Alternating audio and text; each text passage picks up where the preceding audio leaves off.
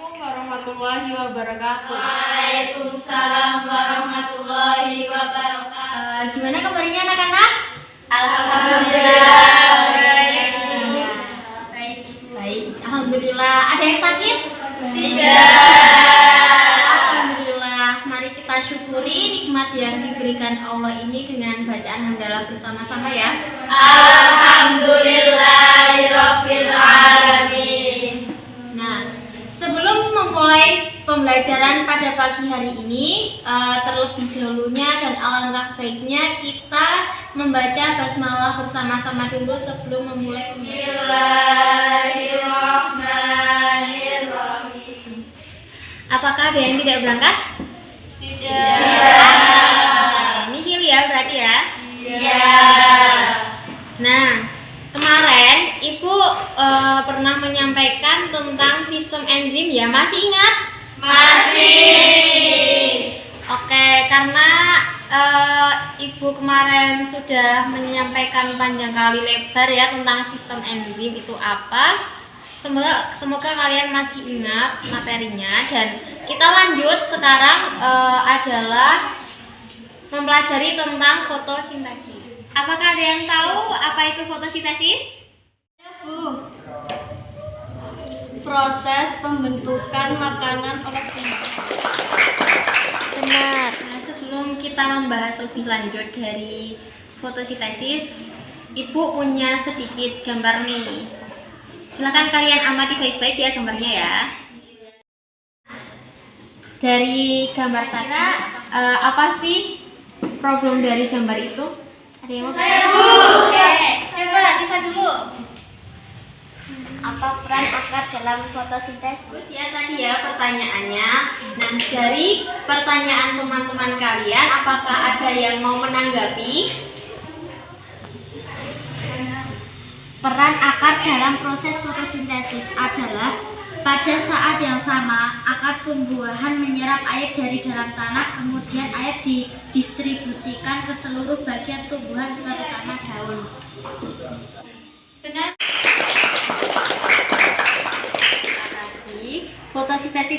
Fotosintesis itu gampangannya adalah proses pembentukan makanan oleh tumbuhan.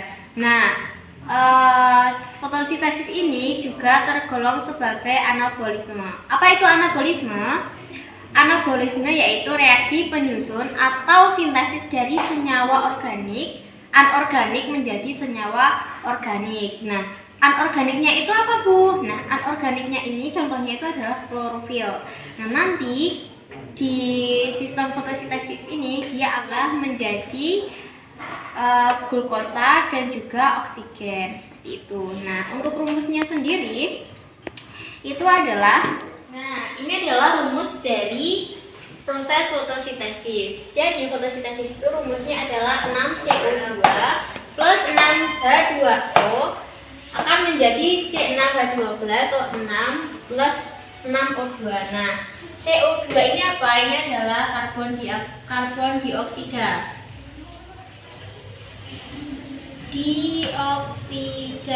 Terus 6H2O itu adalah air. Nah, nanti di sini dia akan dibantu oleh cahaya matahari.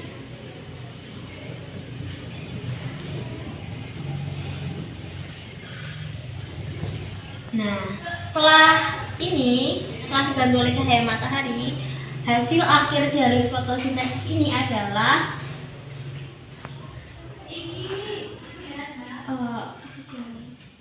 karbonhidrat dan oksigen. Oksigen kayak gitu. Jadi ini reaksi kimia ya, kayak gitu. Nah, terus di dalam fotosintesis ini sendiri dia dibagi menjadi dua. Fotosintesis dibagi menjadi dua. Ada yang namanya reaksi terang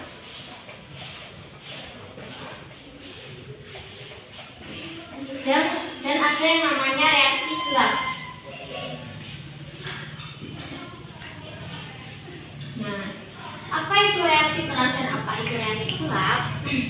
Sebelumnya kita akan melihat video dulu ya, supaya kalian mengetahui apa itu reaksi terang dan apa itu reaksi gelap.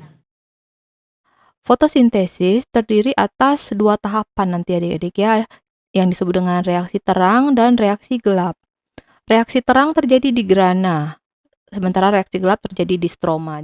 Nah, reaksi terang terjadi di membran tilakoid tadi, yaitu di grana, di sini tumpukan tilakoid, dan bahan utamanya adalah H2O. Nah, kita ingat kembali ya, tadi CO2 tambah H2O menghasilkan C6H12O6 tambah O2.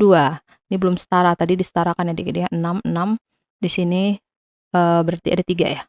O6 juga oksigen. Oke.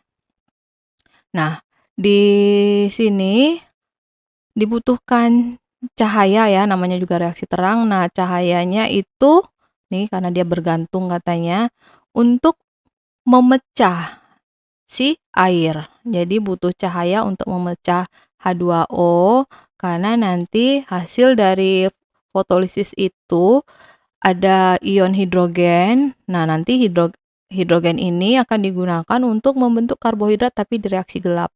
Adik-adik ya. Nah, selain itu nanti ada elektron yang hasil dari fotolisis ini akan dipakai sih untuk mengisi kekosongan elektron. Nah, bagaimana dengan oksigen tadi di sini?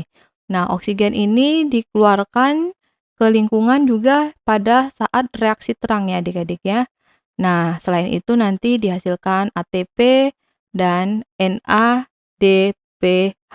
pada reaksi terang. Nah, sekarang kita tahu apa sih perbedaan antara siklis dan non-siklis. Kita lihat pertama perbedaannya dari fotosistem. Yang siklis, fotosistemnya yang terlibat hanya fotosistem 1.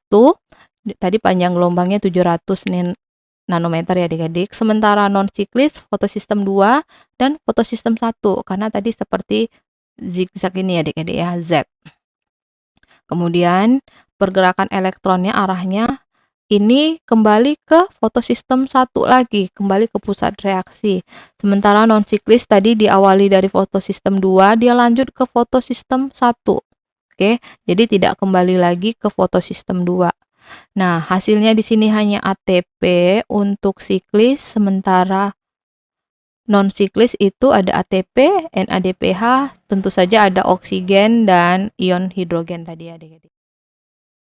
Nah, untuk selanjutnya, Ibu akan membagi 4 kelompok. Nah, kelompok yang pertama nanti akan diketuai oleh Mbak Maliha. Terus anggotanya ada Mbak Tifa, Mbak Zidni, dan juga ada Mbak Ira. Terus kelompok yang kedua itu diketuai oleh Mbak Okta. Nanti anggotanya ada Mbak Lutfia, Mbak Nida, dan juga Mbak Aska. Menayangkan sebuah video, silakan kalian simak. Nah, nanti di video tersebut silakan kalian diskusikan di kelompok masing-masing. Kira-kira di video itu membahas tentang apa saja sih? Seperti itu ya, paham? Dari hasil video tadi, Ibu akan memberikan waktu kalian selama 30 menit untuk diskusi di dalam kelompok masing-masing. Nah, waktu dimulai dari sekarang ya. Waktunya sudah habis. Untuk kelompok pertama, kelompoknya siapa tadi? Mbak Zidni ya. Nah, untuk kelompoknya Mbak Zidni, silakan mempresentasikan hasil diskusinya.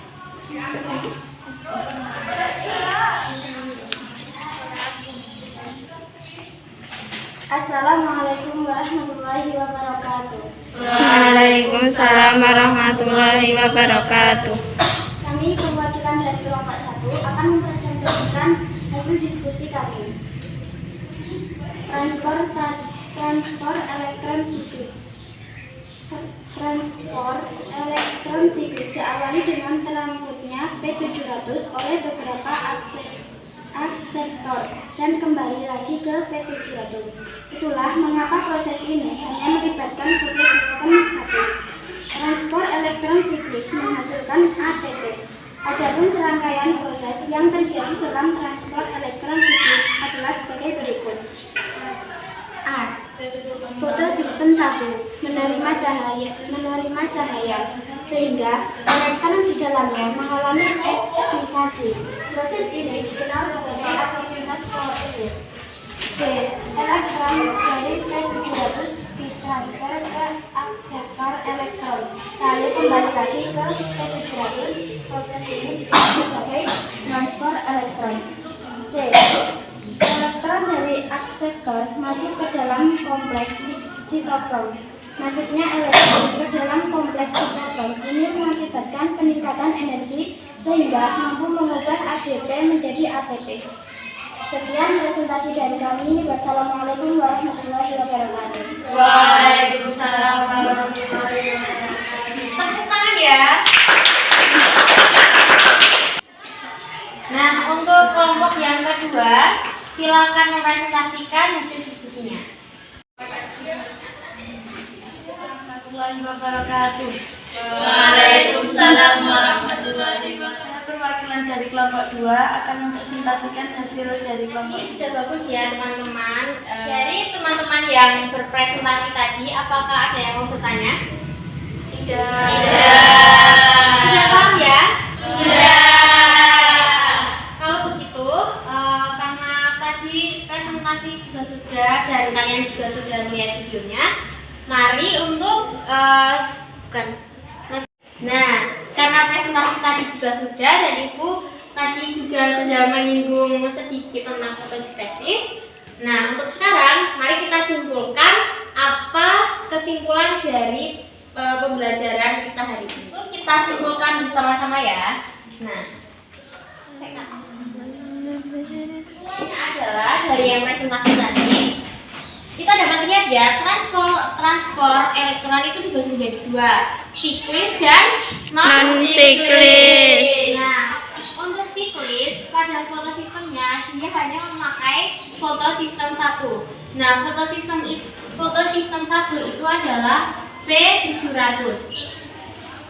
Nah, nanti pergerakan elektron pada transport elektron siklis itu akan kembali ke pusat reaksi. Jadi dia akan kembali ke transport ke foto sistem 1 seperti itu. Nah, nanti hasil dari transport elektron siklus ini adalah berupa ATP.